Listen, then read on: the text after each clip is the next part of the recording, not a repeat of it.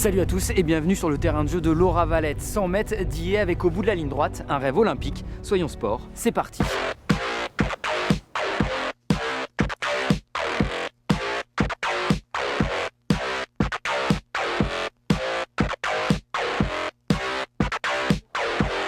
Pluie, froid, un temps à rester chez soi, au chaud. C'est pourtant bien sur la piste que l'on retrouve Richard et sa bande d'athlètes pour une séance que l'on ne ferait même pas sous le soleil. Renforcement musculaire, travail sur l'explosivité, sur la puissance. Un cauchemar en ce début de saison, avec l'assurance de souffrir. Mais c'est avec ce petit groupe que Laura Valette a appris à souffrir. C'est difficile, faut pas lâcher parce qu'il y a quand même les autres derrière, il y a les autres devant, donc il faut les suivre. Donc ça motive aussi, on est devenus tous un peu un groupe de potes, donc c'est aussi sympa d'arriver à l'entraînement et se dire qu'on va retrouver tout le monde. Arrivée du cross, elle a plongé dans les haies après une grave blessure au genou.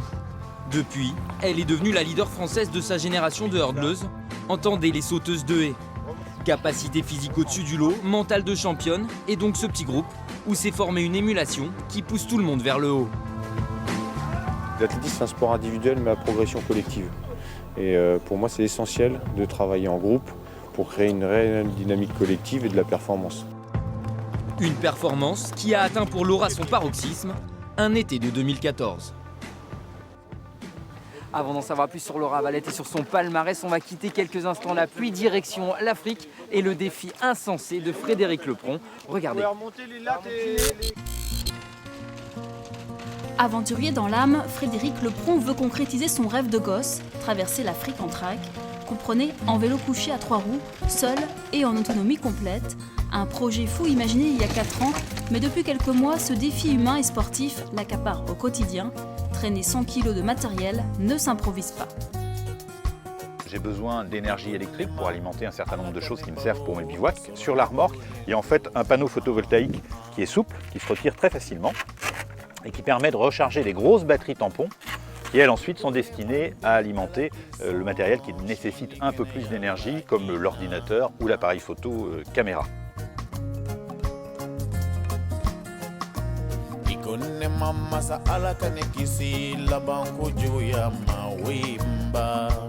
y a plusieurs raisons au choix du trike. C'est que c'est avant tout très confortable, on peut même lâcher le guidon, on peut lire en même temps, je peux téléphoner, toutes choses qu'on ne peut pas faire à vélo. Et puis on a surtout un champ de vision qui n'a rien à voir avec celui d'un vélo, où on est toujours un peu la tête dans le guidon. De Tanger au Maroc, à Cap Town en Afrique du Sud, il traversera 16 pays, soit un parcours de 20 000 km pendant 18 mois. Un tracé qui pourra évoluer en fonction du contexte géopolitique. Malgré ces dangers, ces terres africaines passionnent Frédéric Lepron depuis son plus jeune âge. À l'origine, en fait, c'est un grand-oncle qui était père blanc, missionnaire au Soudan français à l'époque, qui est devenu depuis le Mali, et qui, quand il rentrait, rarement, tous les 7-8 ans, me prenait sur ses genoux et me racontait ces belles histoires d'Afrique. Et puis ensuite, ça a été une passion qui a été entretenue par les séries de télé, comme Daktari par exemple. Pour s'entraîner aux longues distances, Frédéric Lepron a rallié cet été la Suisse avec son track. Pendant son périple africain, il pédalera entre 6 et 8 heures par jour. Le Vendéen souhaite avant tout rouler à son rythme. C'est l'avantage de l'aventure, et c'est pour ça aussi que je le fais dans ce sens-là, c'est que je peux très bien faire 10 km, découvrir un paysage extraordinaire ou être accueilli de manière incroyable dans un village, je ferai que 10 km. La plus grande angoisse de cet aventurier, la solitude. C'est pourquoi il partagera régulièrement son épopée sur les réseaux sociaux avec des chroniques vidéo. Rendez-vous pour la fin du film au printemps 2017 au Cap.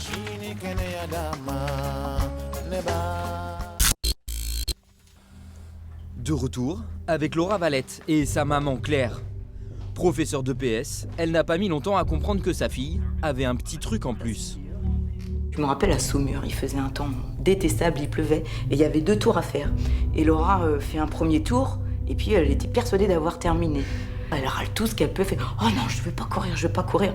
Et nous, on lui dit « C'est dommage, t'as un 2e tour à faire ». Et elle a fait son 2e tour, et elle a... Enfin, les autres ont mis un temps fou à arriver derrière. Et ce jour-là, le coach m'a dit « Oh là là, elle va aller loin ». Depuis, avec le papa, ils suivent Laura partout dans le monde, Pays-Bas, Italie ou la Chine, pour les Jeux Olympiques de la jeunesse 2014. Sur la piste de Nankin, Laura Valette remporte à seulement 17 ans un titre de championne olympique. Après photo finish. Laisse-la, laisse dérouler. C'était peut-être 30 secondes, mais moi ça m'a paru hyper long. Donc j'étais un peu étonnée quand j'ai vu mon nom s'afficher en haut. C'est pour ça que j'étais aussi contente, parce que je m'y attendais pas vraiment, quoi. Un premier trophée mondial, gardé en toute simplicité parmi les centaines de médailles qu'elle collectionne. Donc voilà la médaille olympique jeune. Dans quelques instants, on retrouvera Laura Valette sans sa médaille, mais dans son élément préféré, celui de la piste TDE. En attendant, place à l'interview décalée. Et cette semaine, c'est Kofi Djidji, le défenseur nantais, qui a joué le jeu. Regardez. Quel est le comble entre la... c'est quoi la blague déjà?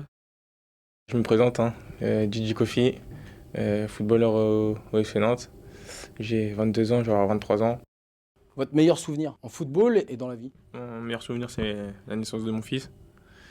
Et après, dans le football, la Coupe du Monde 98. Alors ça tombe bien que vous parliez de votre fils. C'est plus facile de marquer Ibrahimovic ou de changer une couche? Sur une couche. Est-ce que vous avez une manie qui exaspère tout le monde, mais dont vous ne pouvez pas vous passer? J'ai un tic, je crois. Je crois que c'est quand je suis comme si j'étais tout le temps enrhumé. Mais que printemps, automne, hiver. L'été, ça le fait pas. Donc je suis toujours... Est-ce qu'à force de taper dans un ballon avec la tête, on perd des neurones? Ah, ça je sais pas. C'est vous qui le dites. Apparemment, j'ai entendu que oui, mais après... Vous l'avez pas remarqué? Non. L'avenir du football, c'est la femme? Non. Non, mais après, c'est bien que le football féminin se développe.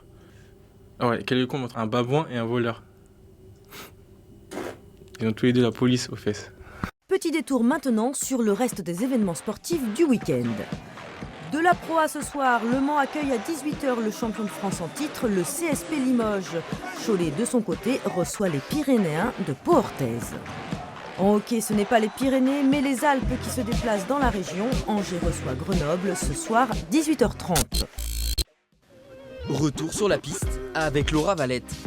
C'est ici qu'elle s'est construite jusqu'à monter sur l'Olympe, car les haies ne laissent rien au hasard. À un sprint où 10 obstacles de 84 cm doivent être avalés sans ralentir. Mais sa différence à elle se trouve dans la tête, pas dans les jambes. Là où certaines craquent, elle y trouve sa force. Hop, hop, hop, ok. Tu t'en tiens bien, parce qu'à un moment donné, tu veux en rajouter un peu plus vite sur ta jambe de retour. Alors que suffit pas, la jambe de retour elle va revenir naturellement. Dès qu'elle est en danger, elle va être en capacité de pouvoir répondre. Si elle se trouve dans une situation de confort, je pense que justement elle ne sera pas performante. L'avenir est donc ouvert pour Laura Valette.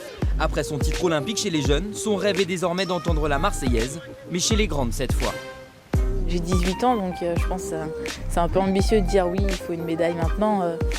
On verra dans 5, 10, 15 ans. Mais bon, après, faut croire en ses rêves, donc on verra bien. Dans quelques années, vous réentendrez sûrement parler de Laura Valette. En attendant, il reste beaucoup de chemin à parcourir par tranche de 100 mètres. Soyons Sport, c'est terminé pour cette semaine. Je vous dis à très vite. Ciao.